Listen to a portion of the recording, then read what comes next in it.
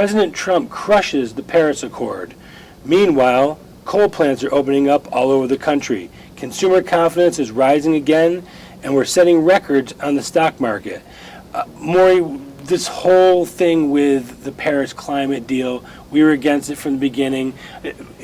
Number one, China and India and some of the biggest polluters in the world were not going to adhere to it, so it was ridiculous to begin with. I'm laughing. You're absolutely right about that. They're happy to sign their name to all the, and this goes to the United Nations, it goes to NATO, everything. Uncle Sam will somehow pay the bill. We don't have to worry. All we have to do is sign. Who's going to sue us? We'll get the benefit of it, and the United States will be made poverty-ridden because of it. Correct. Not only paying the bill for it, but also adhering to the standards. When the rest of these countries are thumbing their nose, they could care less about it. In a way, I'm very jealous of China because they're doing all the right things. They have a absolutely modern environmental structure in that country today. I mean, they are in a position now where we should have been 20 years ago. The money... They are choking themselves to death, though. I mean, it's not a great environment over there. Well, okay, but I mean, they see the bigger picture, and the bigger picture is their gross domestic product is primarily produced by what they ship out of the country and what they produce in the country. In our country, where is the gross domestic product headed? Buying everything from China. China, Indonesia, East Asia, India, whatever. Yep. You're absolutely right. That's why we have 68% of an $18 trillion plus gross domestic product. 68% is consumption. Do you know what it has been historically if you go back just about 50 years? 20 to 25%. Nobody seems to care about it. But you go back that far and we had half the population. That is true, but even with the population, the conglomerates, the big corporations, do you think they care that they're not having it produced in the United States? If they can get it a lot cheaper in China or in Germany or any place in the world, their stock goes up. Are you surprised that we're opening up coal plants and fossil fuel, energy-related projects in the country again so quickly? Let me say, I'm only surprised at the speed with which it's happening. And I will, within that framework, fossil fuels are coal, oil, natural gas. Who's on the side of the Republicans now? Every coal miner, every state like West Virginia, Ohio State, whatever, is going to be supporting the senators, the congressmen, and the presidential candidates of the Republican Party. At the same time, the Republican Party is now becoming the party of the common man. Even to say that 20 years ago. And the Democrats are the party of the billionaires and millionaires. Exactly. But it's been a total switch. And what I don't understand is how they could have gotten a guy like this Perez, who uses four-letter words when he condemns the Republican Party. It's almost like a death wish on the part of the people that are running that party. They're saying, well, that big election in Georgia where the Democrats spent almost $30 million to elect a guy who nobody ever heard of before. Pajama boy who didn't even live in the district. Exactly. There's been 5 by-elections ever since the last presidential election, and the Republicans have won every one of them. Well, the reason why they say that it was only 4 or 5 points is because they're on the side of everyone gets a trophy. Exactly. So consumer confidence is reaching near records for the recent time. A lot of it is still built on hope, but it's going in the right direction. I'll say that much. The stock market continues to set records. At some point, there has to be a bubble, no? Let me put it this way. I say right now it's still based on anticipation and commitment. Something more than just getting Gorsuch on the Supreme Court is going to have to come out of the White House and the Republican Party that'll make the average American feel. Tax cuts, corporate tax cuts, repatriation of some of this billions of dollars that's overseas. Over $2 trillion are overseas right now that could easily be part of the United States. We have, I don't like to throw a lot of statistics out, but one that really gets me is at the turn of the century, we had 20 million people in the manufacturing sector. You know how many we have today? 8. It's cut down more than half because most of this work is now being done in other countries, and nobody has done anything about it. Nobody's talked about it until now. And that's an excellent segue, because the next thing I wanted to bring up was McDonald's. Their shares have just reached record highs because of the announcement that they're replacing 2,500 cashiers with self-operated kiosks. So now you're seeing to where automation is getting to the point where it's replacing expensive It's labor. accelerating, and also it's making a joke out of the $15 per hour Movement, for entry level. The entry level jobs, exactly.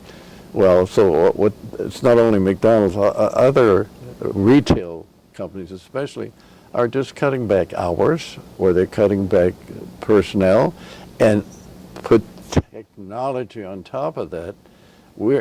It's going to take an awful big effort by Trump and people that are supporting him to restructure this country. You're right, we are getting more people back to work, but it's a very slow, arduous task. But you also have to deal with a technology that is advancing so rapidly that we're able to replace workers with robots, with automation. Yeah, but you got a two-time losing situation when it comes to employment. Now, you have that, and you have overseas products being made, and the more the conglomerates are more powerful because they're looking at it every quarter. They have their stock market position is being examined by the experts, and they realize that all they really care about, and I'm not saying this is 100%, but if you were running GE or you were running Caterpillar or any of the very big companies, what is your objective? To show the biggest profit you can show. It's not being a warm-hearted guy saying, oh, we got to get more people to work for us. See, Trump at the beginning, and he's kind of cooled off a little bit on this, said, told Ford Motor Company, Carrier, that's right, it was just before the election, he said, don't send your people into unemployment. We don't have to go to Mexico, and I think that impressed an awful lot of people. I think that's one of the reasons that he was elected. Is that working, though? Is that kind of brash, threatening, working with the companies? I don't know. I can't, at this stage of the game, I think there's still a lot of faith that somehow it'll work out.